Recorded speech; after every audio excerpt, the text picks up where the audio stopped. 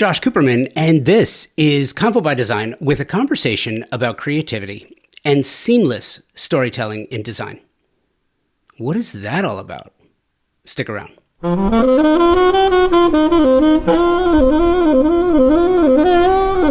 Ann Michaelsen and I first met at, it was the apex of the pandemic. I went out to a project of hers and shot this project in Newport Beach, California. One of the things that immediately struck me when I first walked in was just that the seamlessness in the storytelling as told by the design. The home sat on a plateau overlooking the Pacific Ocean with zones from outdoor cooking to one of the most amazing sunken outdoor fire pits I've ever seen. Everything had its place and was connected and interconnected to each other for easy and meaningful transitions to the next space. Most writers, journalists, or others who cover the industry, as I've seen it anyway, don't really speak much or speak enough on or about the negative spaces that connect feature areas. How the transitions add to the overall aesthetic, movement, and functionality of the work. I love that part of the work, and Anne is an absolute master in this regard. Enjoy my conversation with designer and visionary Ann Michaelsen, and we'll get to that right after this. I am so proud of my partnership with Thermosol. They have been presenting partners of Convo by Design for 4 years now, and there is a certain amount of pride that comes with saying that the show is presented by the company that is the absolute best in the world at what they do. Thermosol engineers the most exceptional smart shower products and steam shower systems worldwide, and they do this for a few reasons. They were the first company to design and patent the technology here in the US, dating back to 1958. Thermosol, a US-based manufacturer in Round Rock, Texas, employs an engineering team that designs, tests, and continuously refines the product. Their quality control team tests every single steam generator before it departs the factory. Who else does that? I have the pleasure of working with some world-class designers and architects who tell me, and you know this, that the idea of luxury has changed, especially when clients want a spa-like bathroom. Steam is mandatory, or it's just not considered a luxury. And if you want to add steam, you have one true option if you want the absolute best, and that's Thermosol. Mitch Altman, the third generation CEO of this family-owned company for 65 years, continues to innovate the bathroom and shower space through technological marvels such as intelligent showering systems, sound therapy, aromatherapy, technical interfaces, and so much more. And now Thermosol, the industry leader in steam bath equipment and technology since 1958, is enhancing its already stellar family of products with a new indoor and outdoor luxury sauna collection. Each sauna is handcrafted from clear Western red cedar or Nordic spruce, inspired by the brilliance of Northern European sauna technology and design. Thermosol's latest collections offer luxurious features and exceptional design. A bathroom isn't luxury without steam, and there's only one option if you want the finest experience. It's Thermosol. Check them out at thermosol.com and at Thermosol on the socials. Thank you, Thermosol. It's funny, too, because I'm trying to remember when the last time you and I met in person. It was the heart of the pandemic. It was and no. The last time was the ICAA annual dinner where you were the That's MC. right. That's right. It was, honoring Richard Landry. That was the last time. Sorry, I should have said the first time we met. Correct. That was at your house. I love your house. I love your view. One of the things that I think is just so spectacular is not just the flow and organization of the space, but also your outdoor fire pit. I think I have pictures of it too, because I was just so enamored with it. I love that fire pit. Do you use that all the time? Well, we used it last night. Oh, did you? I had, because I'm a nut, I had 8 people to dinner last night. And afterwards, we sat out there for a couple hours. Yeah, we do. And it's the neat thing about it being sunken is if it's windy or a little cold, it really, combats that. Yeah, no, that's the coolest thing. It's sunken. You have a gas fireplace in there, and you have just some of the most spectacular views Thank you. around. It's amazing. Tell me, because I love this. You and I had a chance to spend some quality time together while I was out there shooting your project. Um, Tell me the origin story. Tell me the why. Tell me the how. Tell me, why do you do this? Oh, why do I do design? Yeah. Why do I live in the house? Both are good stories. Um, it's funny. I look back and I remember being a young girl, and I grew up here in Newport Beach in Southern California, and going to the beach and like drawing floor plans in the sand, or designing a restaurant on paper, and rearranging my mother's house when they'd go out of town. And it never, like, at that point, it didn't click. Oh, this is what I'm going to do. I went on and got a degree in art history, and I thought I would be a curator at a museum or something. And then right before I started graduate school in art history, I decided to take a class at UCLA in the decorative arts, the history of the decorative arts. And that turned out to be the intro class to their interior and architectural design program, which is quite renowned at UCLA. And all of a sudden I was like, oh, I think I'll just keep doing this and not get my master's in art history. And that's how it started. And after about a year of full-time, maybe 2 of school, I got my first job, and I've been doing it ever since. And that was in 1980, maybe 7-ish. So it's been a while now. How did you get that first job? Do you remember? Was it a friend of a friend? It was a friend of mine. It was a friend of mine's mother.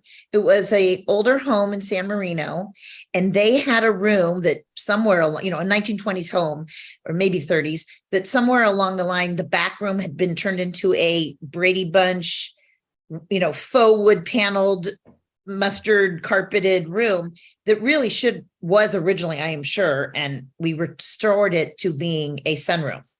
And I remember we took that paneling off, and I had someone come in and like plaster the walls so that they had a little bit of that natural slub like they would have had in the originally.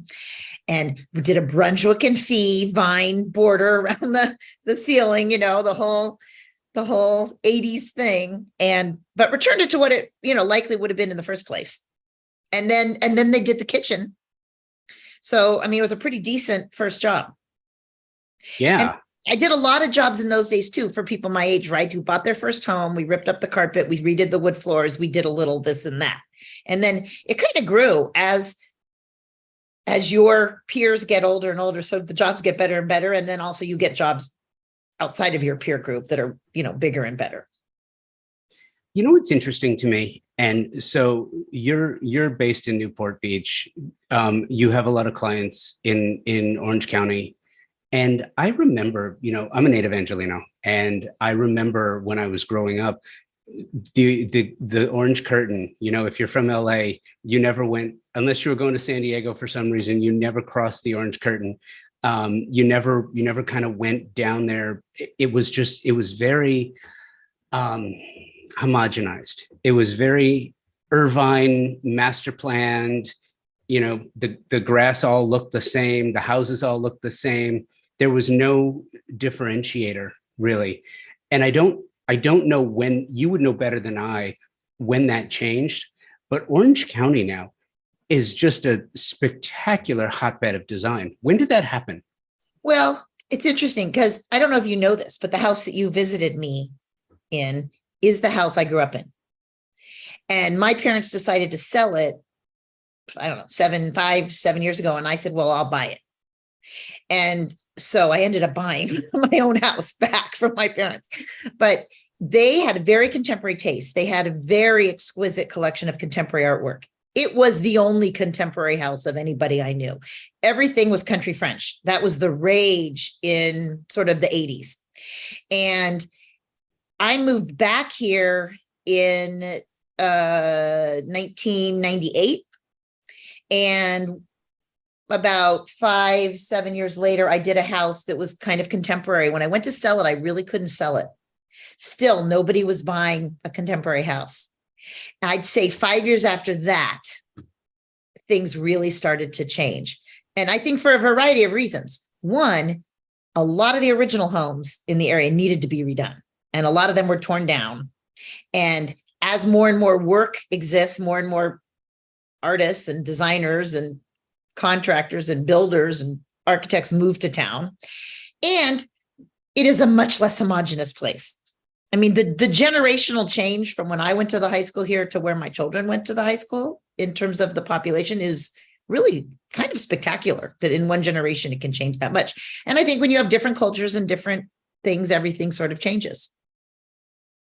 It really is interesting too. And I'm curious, how did that affect and inform the manner in which you design? You know, growing up in the house. And it's funny too, because now it makes perfect sense to me, because I remember thinking walking in, it's a really unique floor plan. And by the way, I'm kind of dwelling on that a little bit because it's funny. When I was growing up, I grew up in the San Fernando Valley, you know, as a teenager in the 1980s.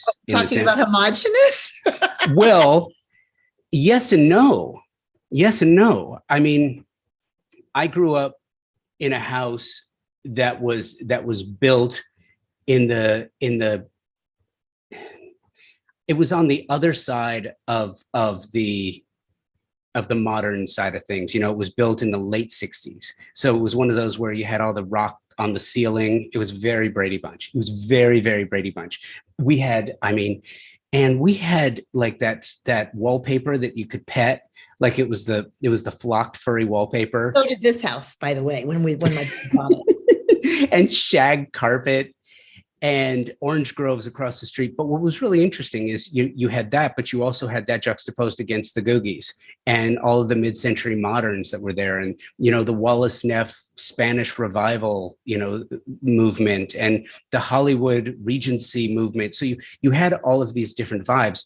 Growing up in that house, I'm just curious how that, I think growing up in design, growing up around art can inform one. I've just kind of put this, you know, it seems like there are some through lines here that it informs the way that people design and work professionally. How does that affect the way you work? Well, I think it affected my, you know, I majored in art history, right? So like I grew up with fine art in the house. So I never thought that a painting should match the sofa. And a lot of people do, right? Like, or they don't know the difference today between fine art and basically a poster. You know what I mean? Like you just don't know because you don't know. So it definitely informed my interest, fueled my interest, traveling. And I was lucky enough that I was able to study abroad when I was in college in Florence. So like all of these things, right, affect your worldview and your understanding of what's out there and what real artists do. And I would say I appreciate fine furniture because that's an art form as well. And I just think it affects everything all the time. And, you know, I had to go back and learn the part of like, well, not everything has to be not every house is filled with everything being precious. You have to have a balance, just like for budget reasons and for practicality reasons. So I just think it affects everything. You know, it's interesting. And those who listen to the show, and I've gotten comments like this before, I get emails all the time, like, why are you talking about Los Angeles? You know, I'm in Houston and that doesn't really affect me, or I'm in Atlanta, or, you know, I'm in Arkansas and, you know, things are different here.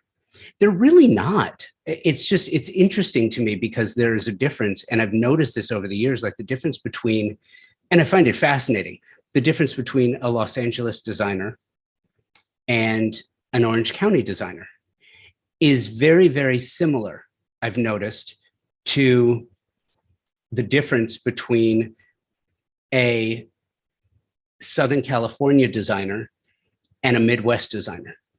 You know what I mean? I was at the Mart a year and a half ago for Design Chicago, and I was talking to some Midwest designers about publicity and promotion and marketing. And they all have this very, like, to a creative, this very like low key, it's don't look at me, look at the work kind of thing.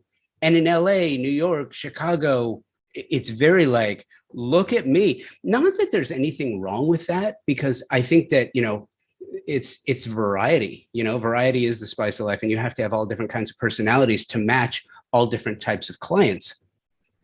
But I think history and that kind of thing and where you are kind of informs and sort of guides who you are. And I'm just curious, do you recognize that?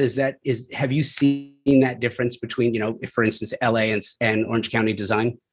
Yes. And I think that, I probably fall in a little bit more to more of an LA kind of style designer, I think, maybe, than an Orange County designer.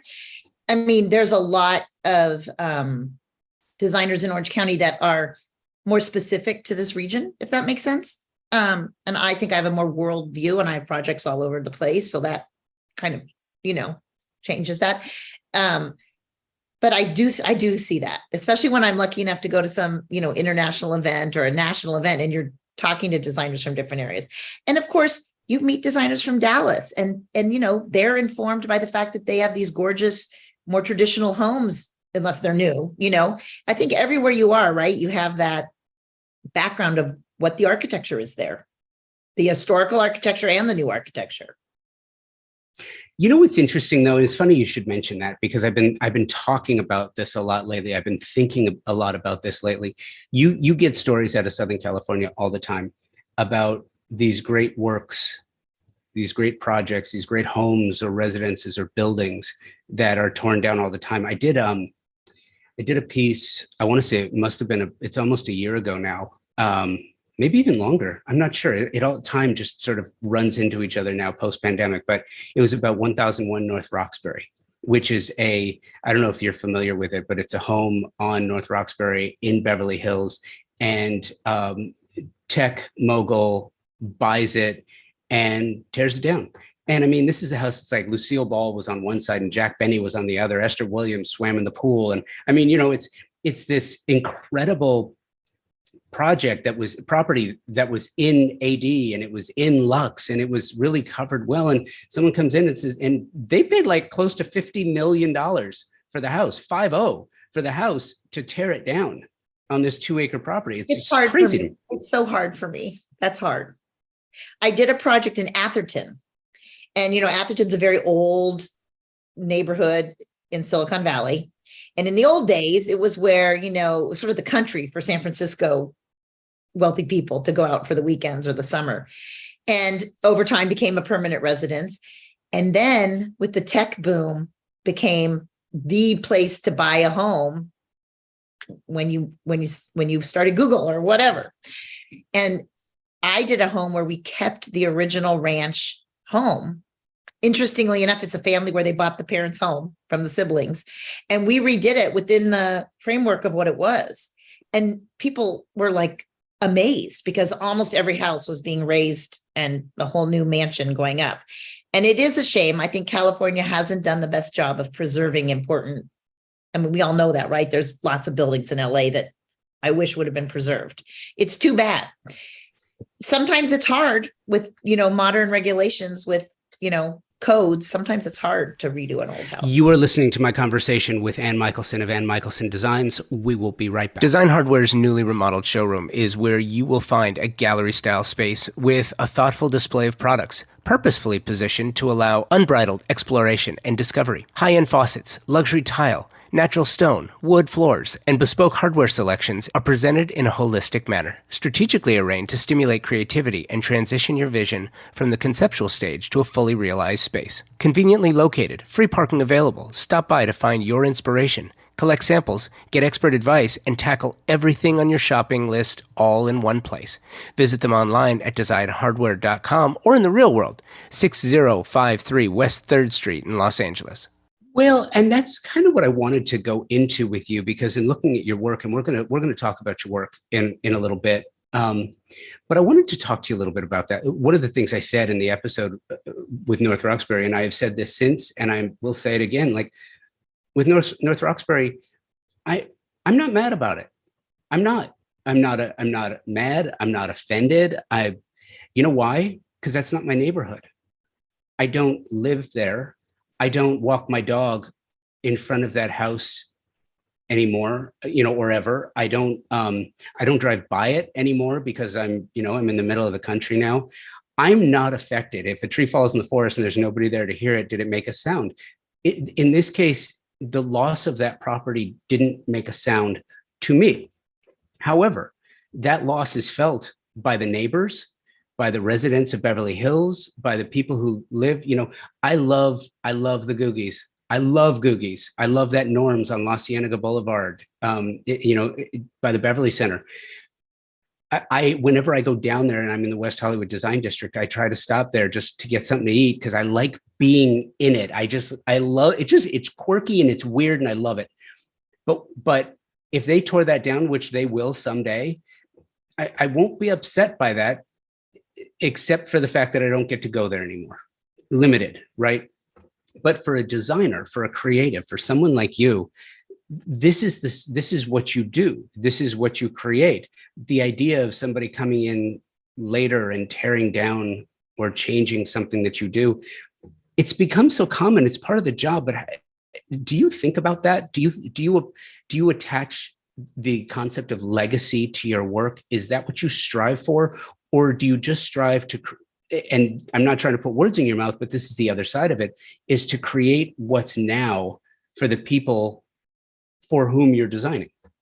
Yeah, that's really interesting. And I think it would affect me more if I was an architect and was constructing buildings that I thought were historically important or would become historically important. I like my work to reflect the architecture of the property and the environment in which it is, if possible. And I love architecture, and I love contemporary architecture and traditional architecture. I love good architecture. But for the interiors, I feel like I want those to reflect the people who live there. And I don't think I'm offended if somebody different lives there, and therefore what's reflected is different. Because it's not like a museum.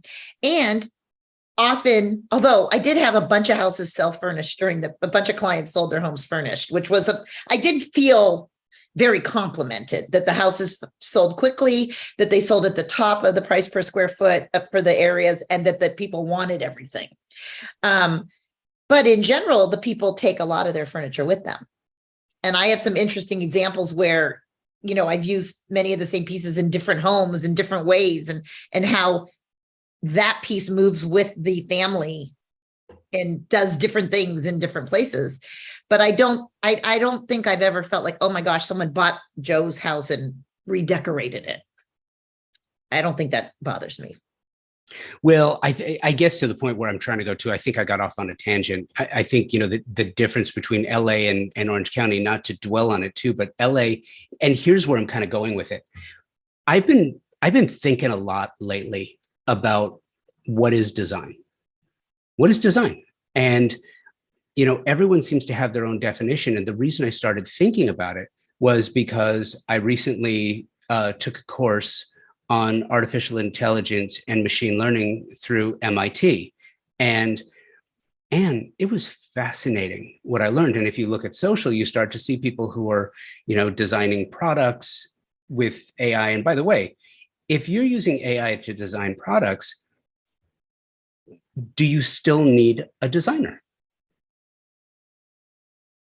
I mean, I think that there are people who feel you don't need a designer now. And those same people would continue to feel that way. I think, and I am no expert on AI, but I think that for like what I do for someone or for a family, I don't think that AI could understand that yet, but I might be naive. Well, no, I don't think you are, because I think it's true. I've spoken to enough creatives in my career, in my life, to know that what you do is far greater than the sum of its parts. Yeah. And, you know what I mean? And what is design?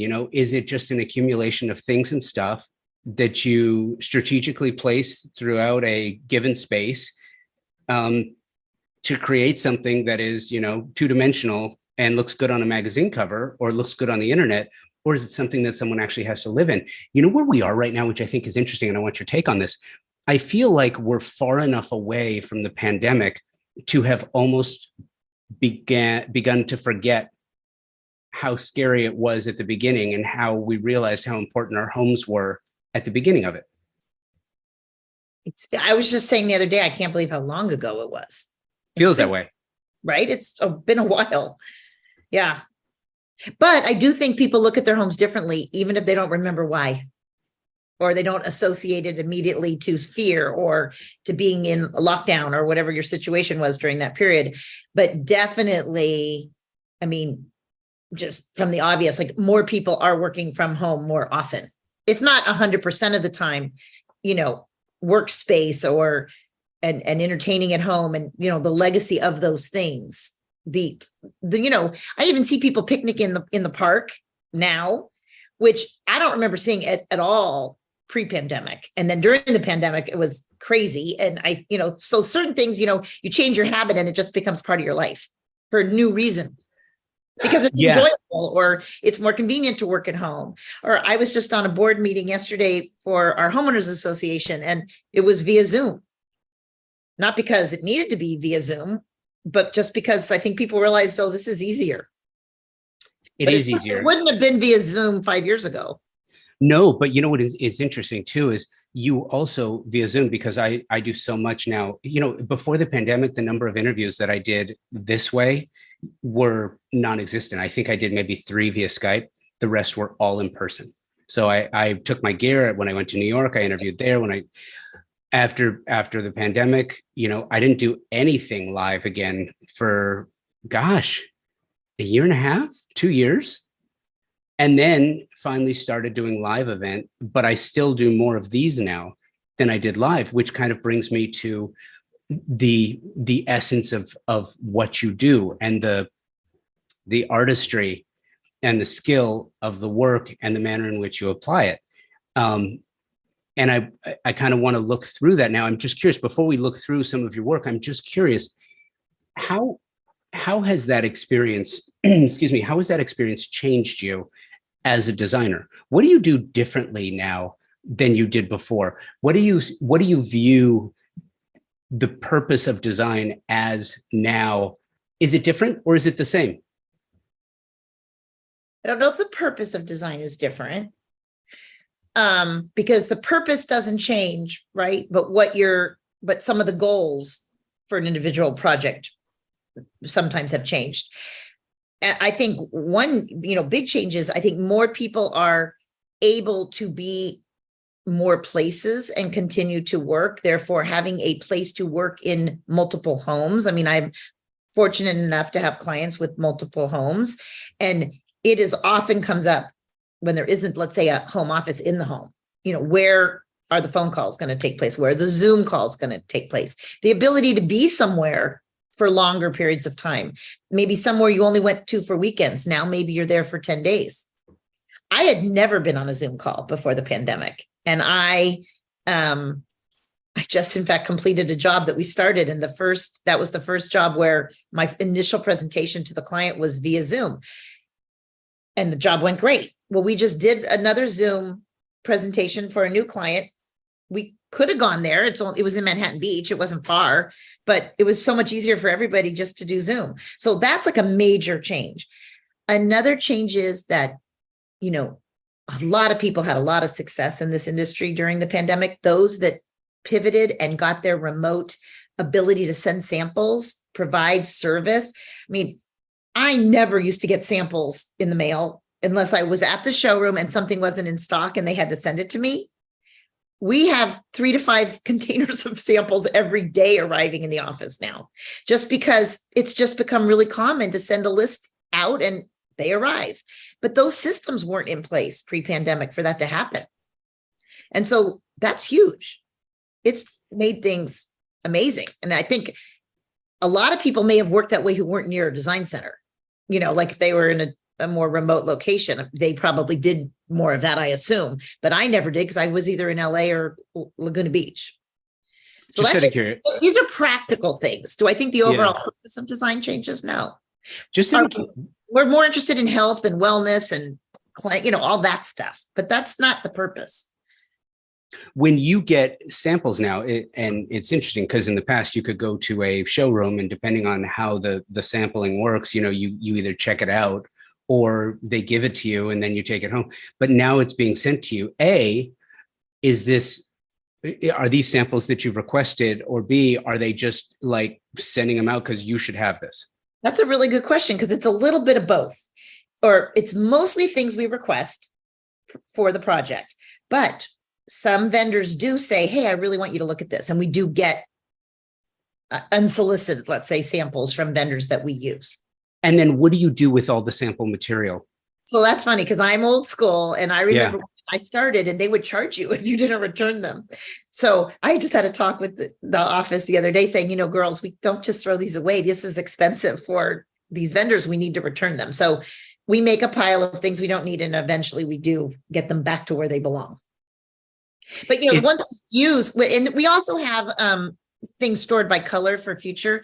I'm getting notifications, even though I turned it off. I'm sorry. That's all right. I can't hear them. Oh, good. We store certain things that we do think we would use on a future project by color and pattern, and just keep them. And I think because I do enough work, vendors aren't upset. They know that eventually I'll be using these things. And then the ones for the client's jobs, of course, we have by client. And then the ones we're just not using or don't think we'll use, we try to return.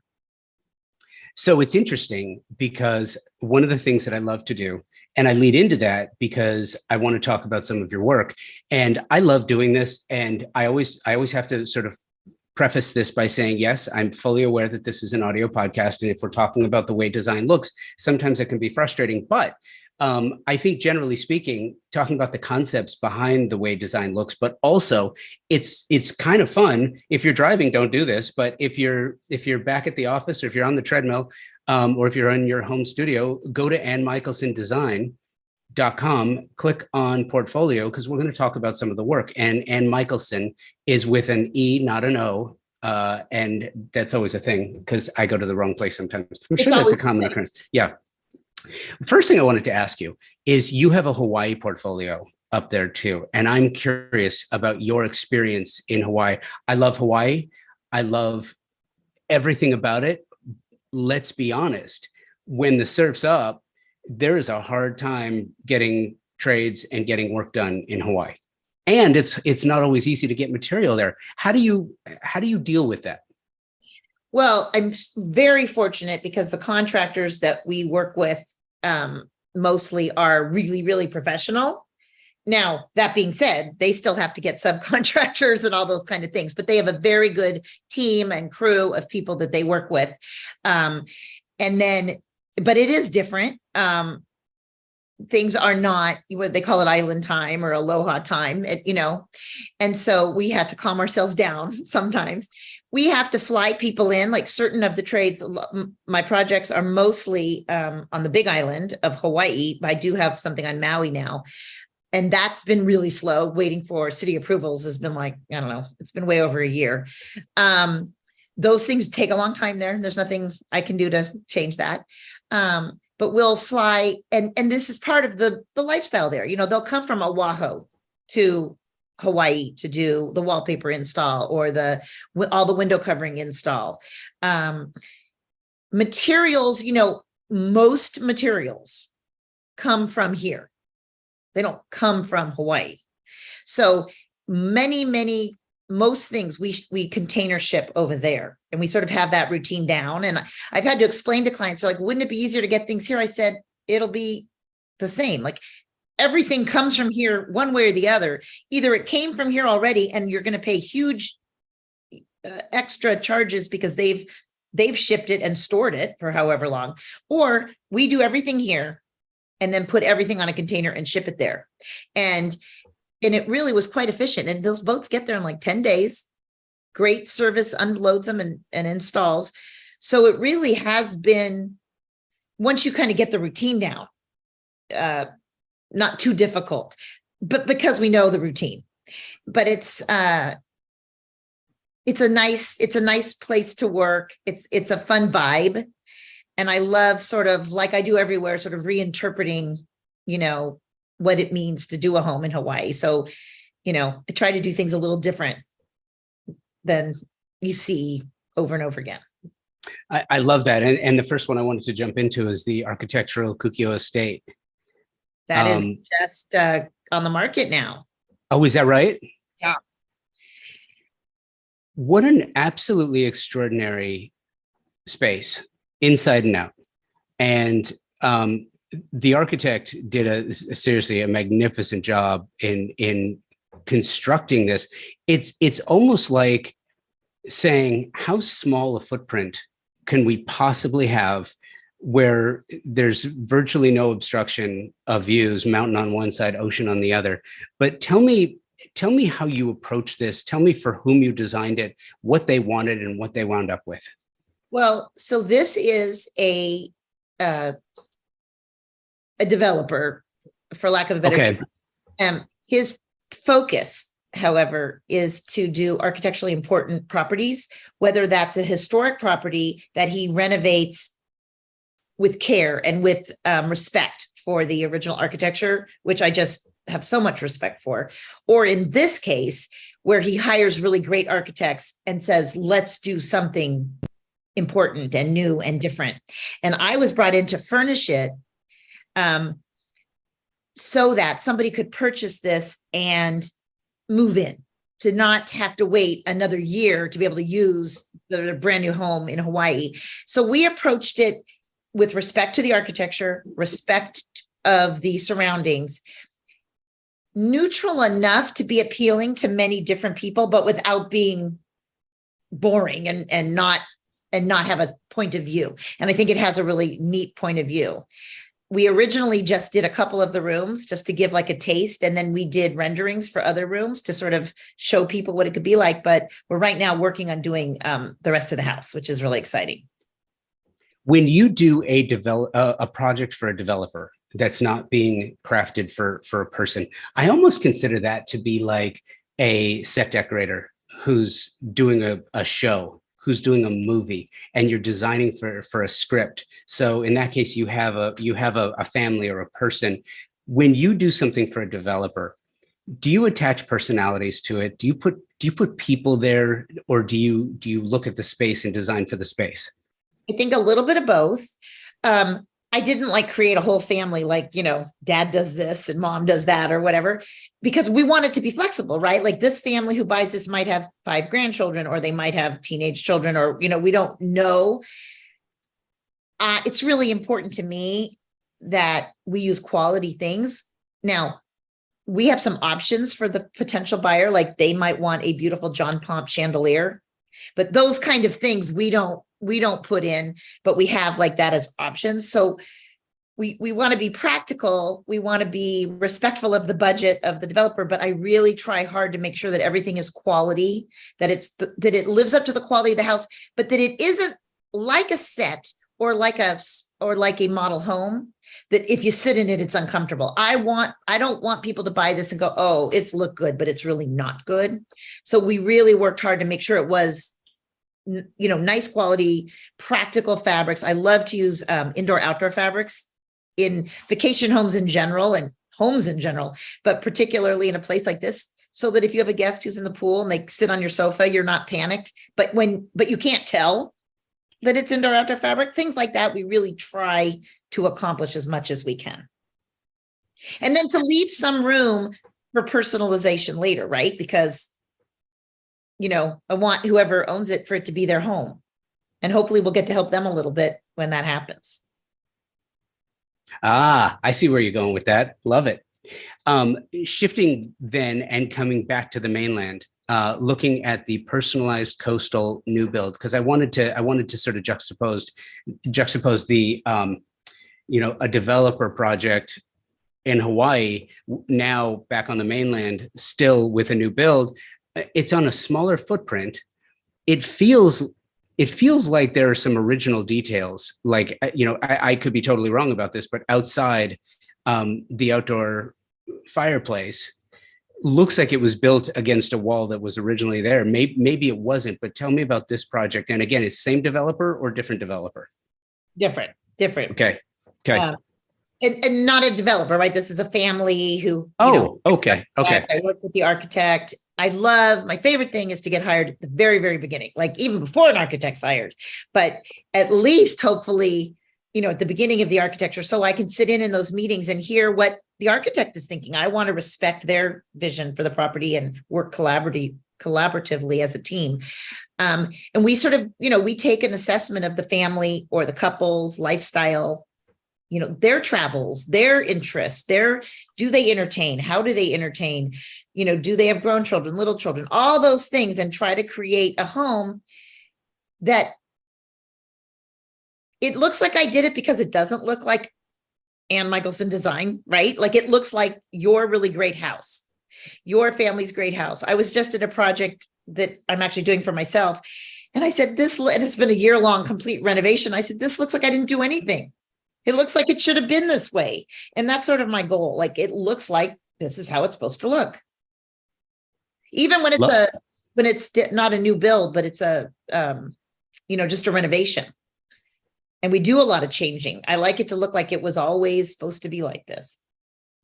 Yeah. And looking at the kitchen, a couple of things that I just think are amazing about this space. First and foremost, when ground up, you look at the floor. So you look at the wood in the kitchen and the stone outside. There is an absolutely, literally seamless transition between the indoors, outdoors, from the wood floors to the stone exterior to the seating area out there, the glass, the wall of glass that just completely opens up. It feels like it was supposed to be that way. Thank you so much, because I really like to be able to do like the same floor inside and out on a ground floor when you have these seamless doors and endless views, or in this case, a courtyard. And these clients absolutely wanted wood floors on the first floor, which I totally respect. I wanted that to still feel seamless. And so it was the search for appropriate exterior material that you can see it kind of goes in like a foot too. So in case any water encroached to the interior, that we didn't have an issue.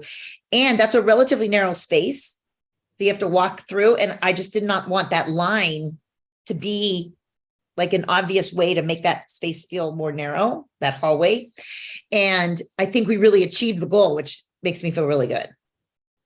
And, the other thing too, I kind of have this, and I've said this numerous times before, but I feel like a huge budget and a huge space, it's not really challenging a designer. I mean, you can take a big budget and a big space and you can do almost anything, but you take a small space and you make it look big, feel comfortable, be completely functional, and have the other, non-quantifiable elements, like the feeling of transitioning indoors and outdoors, having it feel like it's supposed to be that way and not be jarring or disruptive to the feel of the space. That's not easy to do. And that is something we do a lot in Orange County and in Southern California, where land is expensive and lots are small. And a lot of these homes, were built where originally they were little teeny weeny beach cottages. They weren't meant for full-time family residences. So it becomes more and more important that outdoor space is very livable and usable, because you're very limited on these lots. Do you know what's funny too? As I look at this and I scroll down, I'm looking at what must be the master bath, and it's got to be almost as big as the kitchen. It's pretty big.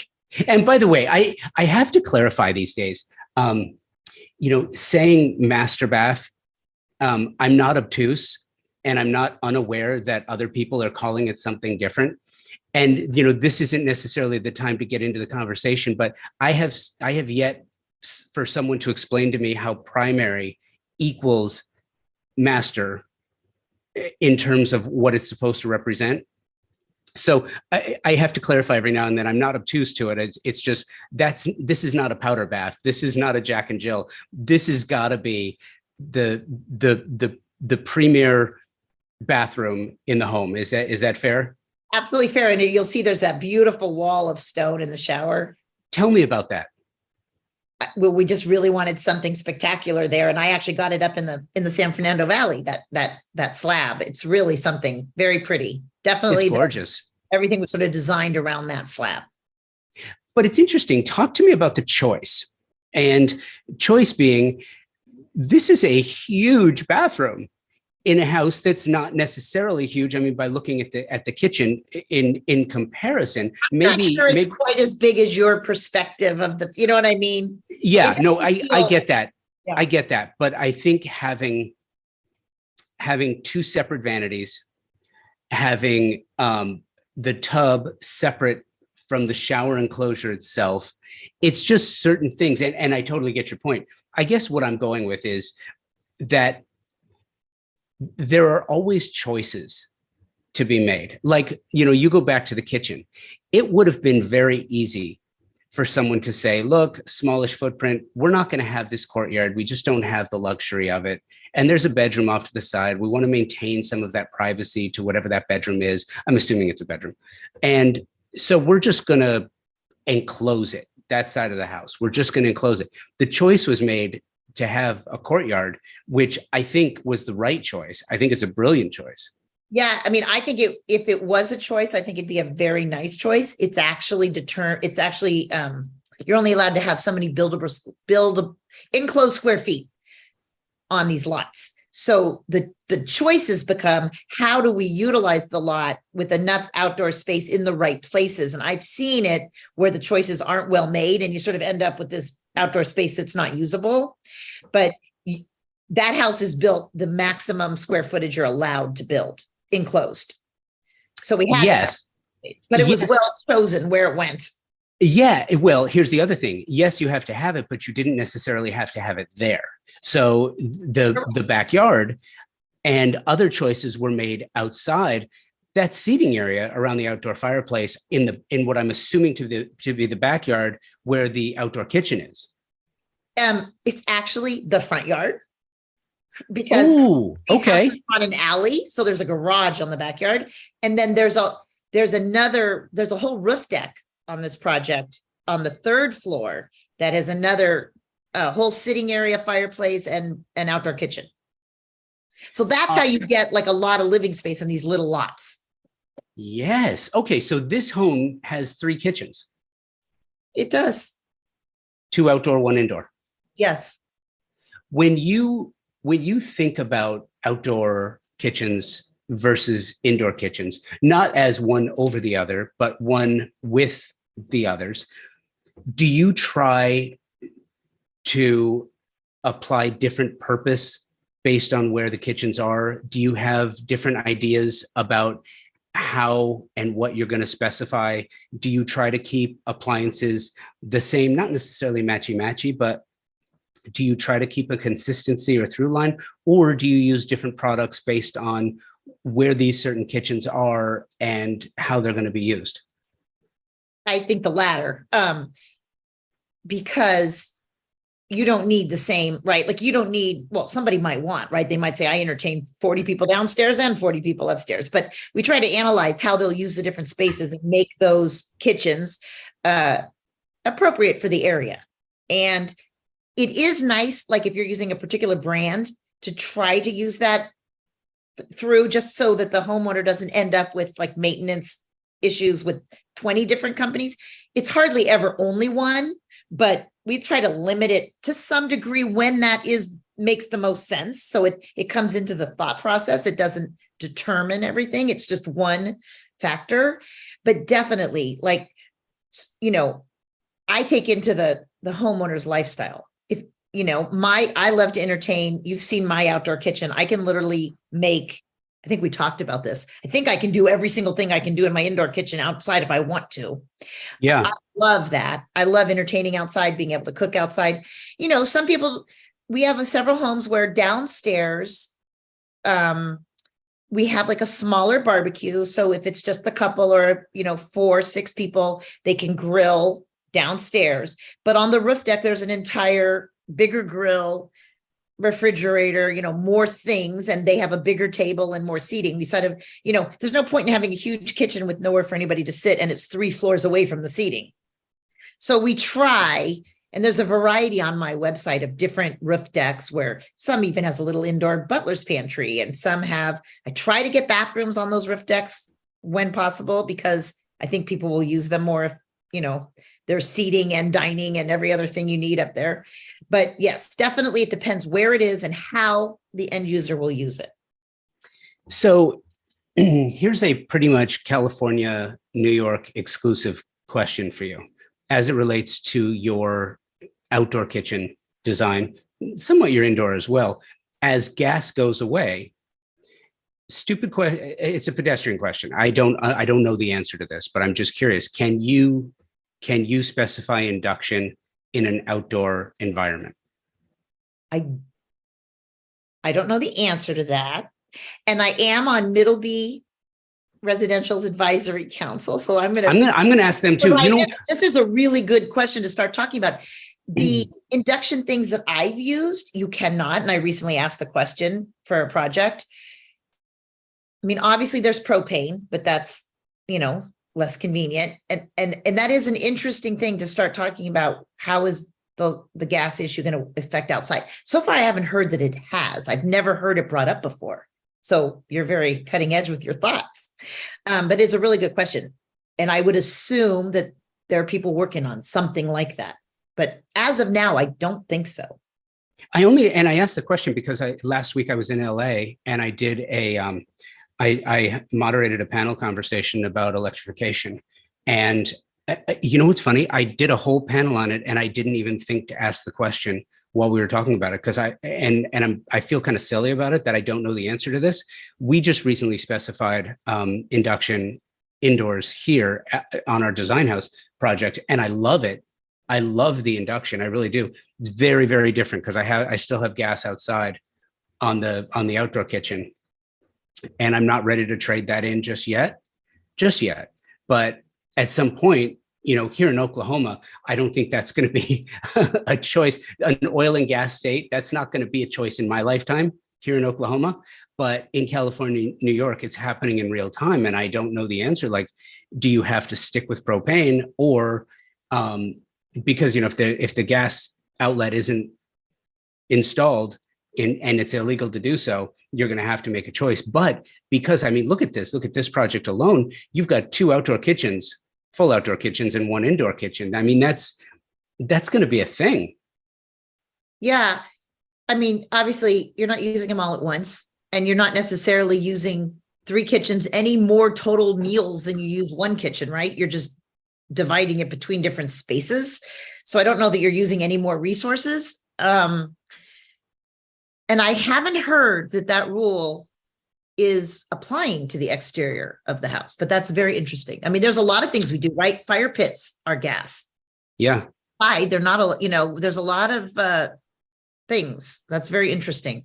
And I agree with you, by the way, about induction. I've cooked on it, and it's, those of us above a certain age grew up with old electric stoves that were just really awful. So when you say electric, coils, literally freak out. But you'll talk to I've done a test on a very high powered gas range next to an induction, and the induction boiled the water faster and cooled it down faster. You have more control, but it's going to be a learning curve for people to accept that. It was explained to me once that by actually the corporate chef for Sub-Zero, Wolf and Cove. It was explained to me that if you're cooking with gas, you're cooking according to the flame. If you're cooking with induction, you're cooking according to the food. And that made perfect sense to me.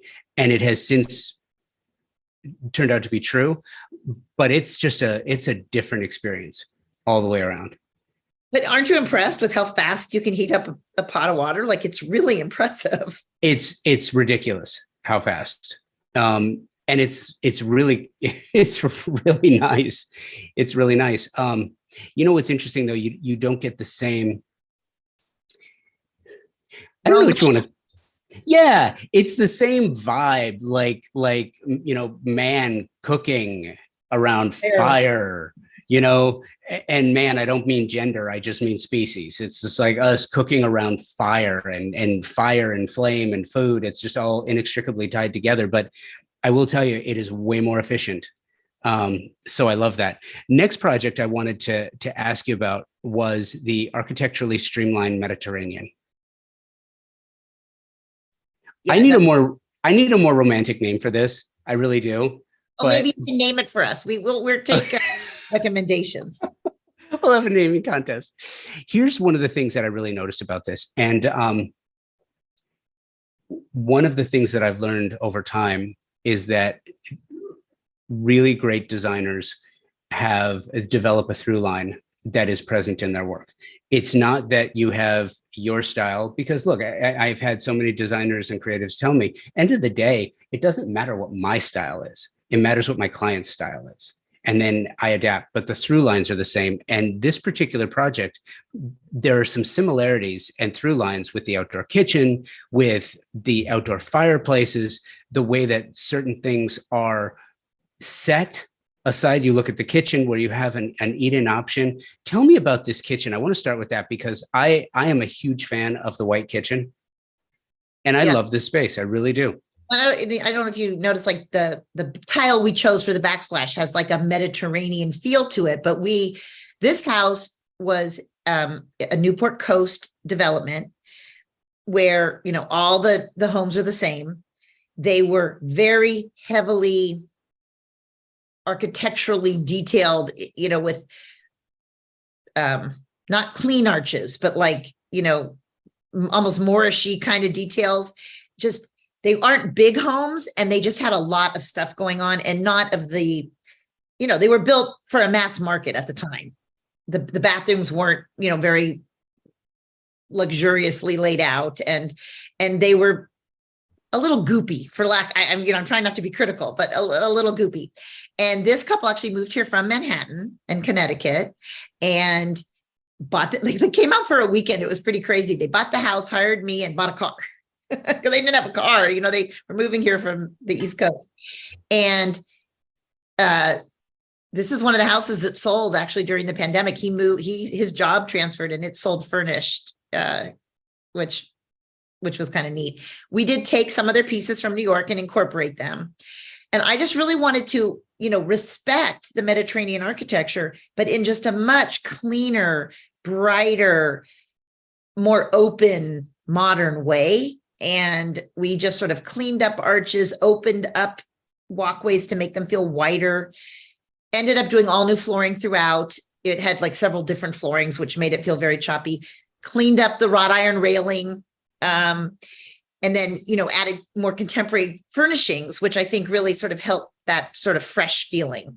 And then the kitchen didn't really have it had like a table shoved in a corner. It wasn't very big. And so it was a way to come up with, how do you make this feel roomy and elegant and fun to be in a relatively tight space? And I think this layout really did that. Yeah, totally agree. And some other things too, the outdoor seating, again, very functional. It is really an outdoor living space is what it is. And then the office. I think the office is really interesting because it's super clean. It's very functional, but it's this idea of an actual office within a home. And I think that's a thing that's going to stay. Well, it's interesting that you bring this up, because it's the first time I did this, and I've done it now numerous times since. That's supposed to be like the formal living room. It's not a very big room, right? And then you have this great room kind of concept in the other space.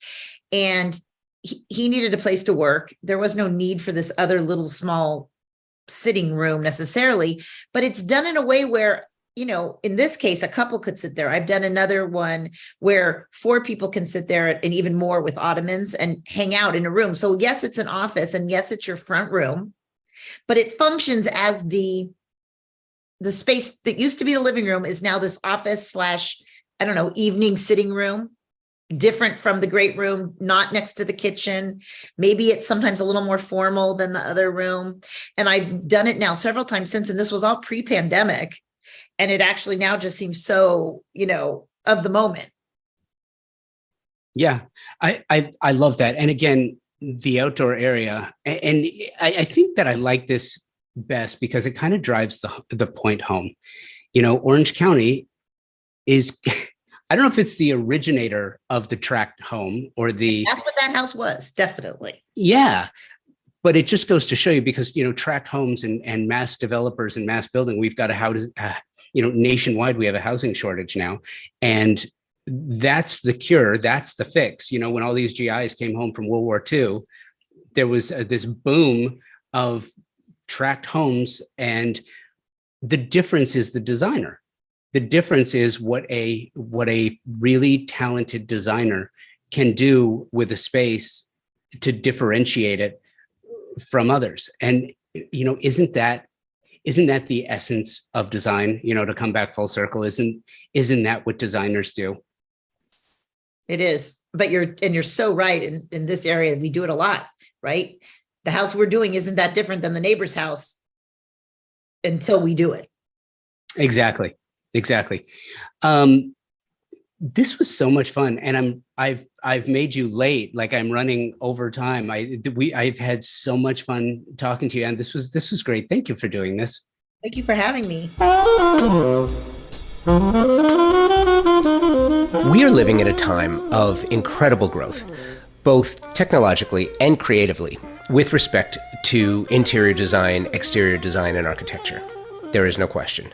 There are companies thinking differently about the business of design and how to make products super serve those for whom they're being made. One of those companies, and one of my favorites, is Moya Living. Designer and fabricators of some of the most stunningly beautiful, incredibly durable, and highly functional kitchen, bath, and outdoor kitchen cabinetry on the market today. Powder-coated steel with stunning lines, vibrant colors to fit any design style or aesthetic. A history of designing cabinetry for the scientific community, so it's been tested in some of the truly the most harsh conditions available. Moya O'Neill is the CEO and founder of Moya Living. She's the inspiration behind the design. Designers, their specification process is so simple. It will make your job so much easier. Check them out online through the socials at Moya Living, their website, moyaliving.com, and in the real world, their live kitchen showroom in Fountain Valley, California. Thank you, Anne, for taking the time to talk. Loved catching up with you. See, this really is why I love doing this and why it is so rewarding for me to share these stories with you. I love Anne's story, and it was great reconnecting with her. Thank you to my partners and sponsors, Thermosol, Design Hardware, and Moya Living. Love you guys, and I truly appreciate your continued and unwavering support of the show and for the design community. For more stories like these from the design community, please make sure you are subscribing to the podcast so you never miss new episodes. And by subscribing, you receive them automatically to your feed immediately after they're published. So again, that way you never miss a show. Convo by Design is available everywhere you find your favorite podcasts. And I have said this before, but maybe I haven't said it in a while. I love the emails. convobydesign@outlook.com. Send me guest suggestions. Send me show submission ideas. I really do love them. It has introduced me to some amazing creatives that I might not have otherwise learned about or met had someone not drop me a note. So thank you for that. Also, follow along on Instagram, Convo by Design with an X. And I've said this before, I don't post often, but when I do, some people find it enjoyable, and hopefully you're one of those. So, so check that out. Thanks for listening. Thanks for stopping by. I appreciate your time. I really, really do. And I hope this year is starting off exactly like you want it to. Thanks again for listening. Until next week, be well and take today first.